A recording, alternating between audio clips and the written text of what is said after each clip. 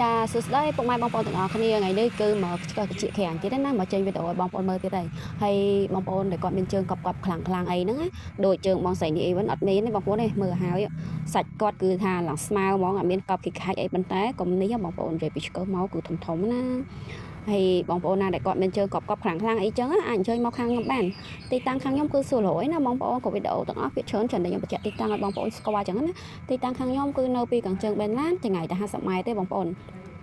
ហើយបងប្អូនណាដែលគាត់រត់ឃើញអីអាចឆាតមកខ្ញុំក៏បានដែរចូល Telegram ក៏បានតាម Facebook នឹងក៏បានដែរបងប្អូនណាហើយមើលជើងហើយបងប្អូននេះជាតិហ្មងបងប្អូនឡងបងប្អូនប៉ុណ្ណានៃចឹងហ្មងសាច់ឃើញទេហើយបងប្អូនឯងសម័យមើលបងប្អូនសម័យមើលពេលកប់ក្នុងសាច់ជើងហើយពេលយកចេញមកមានអារម្មណ៍ថាស្រឡះហ្មង